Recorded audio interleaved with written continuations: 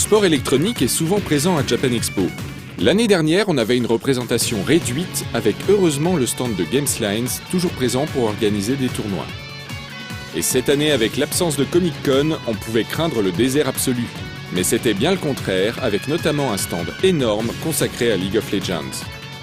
On est venu à la Japan Expo cette année pour la première fois pour rencontrer la communauté avec notre jeu League of Legends. On a eu un public absolument phénoménal de mercredi jusqu'à maintenant. C'était bondé en permanence, ils sont venus voir toutes nos activités. Donc on a des champions, on a ramené des artistes des États-Unis, de Santa Monica, de notre studio, pour faire des présentations de champions, la création de champions, comment ça se passe, et aussi des artistes qui dessinent en live pour montrer un peu de quoi sont capables les artistes de Riot Games. Il n'y a pas de tournoi, mais on fait ce qui s'appelle des games communautaires. Donc en fait, on invite la communauté à venir nous rejoindre sur scène et à participer soit avec des rioteurs ou contre des rioteurs à faire des games ensemble, que ce soit sur Aram ou que ce soit sur la faille de l'invocateur, pour plein de fun, quoi. Quand Riot Games se déplace, ce n'est pas à moitié. Et les joueurs et curieux étaient au rendez-vous, le stand était bondé. De plus, la présence de Riot avait suscité de nombreux cosplays, ce qui est pris en compte désormais par la société. Notre responsable cosplay européen, qui s'appelle Megan Mary, qui est elle-même une cosplayeuse et qui en fait est venue ici pour s'occuper de tout ce qui est parade et ainsi de suite. Donc on a fait deux types d'activités.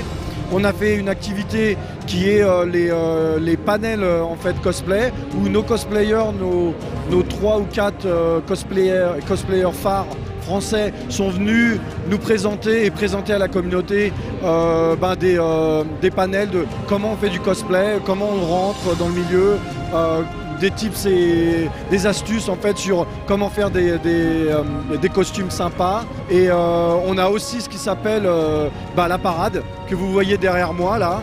Et en fait, il y en a eu hier 127 cosplayers League of Legends qui sont venus. Donc ça prend à peu près 1h30 à les faire passer tous sur la scène, mais c'est que du bonheur.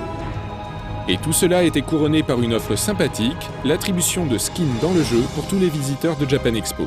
Sur le billet de la Japan Expo, vous avez sous le barcode, vous avez un numéro et il suffit d'aller sur le site japanexpo.iuw.leagueoflegends.com et vous aurez immédiatement le Blitzcrank anti-émeute et le Lee Sin Point du Dragon.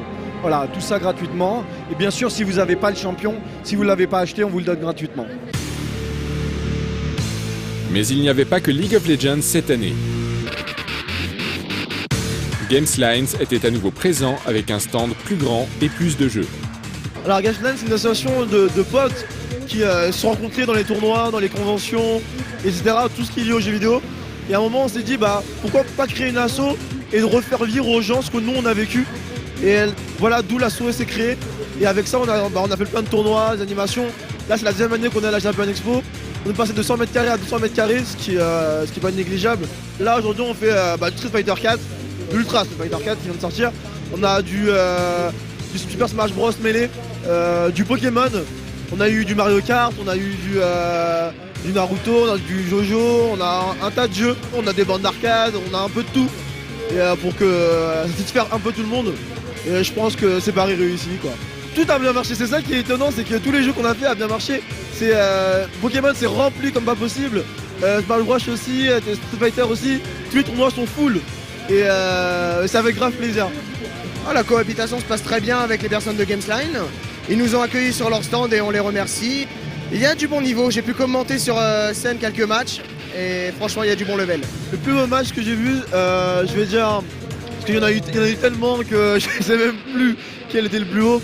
Au début qu'on a mis Pokémon, où il y avait un match où le mec était à 0 vitesse et le mec a tout rattrapé. Je sais pas si c'est lié à la chasse ou pas, je connais pas très bien Pokémon. Il y a beaucoup de chance, des coups critiques, des hacks gel, de la paralysie comme d'habitude, mais ça on n'y peut rien. J'ai vu des belles actions et j'ai vu surtout des Pokémon que je n'avais pas eu depuis longtemps en compétition, comme par exemple Ronflex. Son retour m'a fait vachement plaisir. Alors Ultra, c'est bien parce qu'il y a plein de...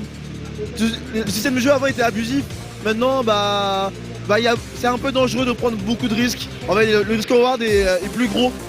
Et je pense que c'est un bon jeu.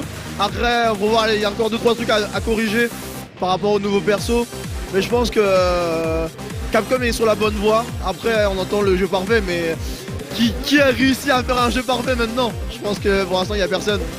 Et oui, Ultra Street Fighter 4 n'est pas encore parfait, et cela Capcom le sait très bien.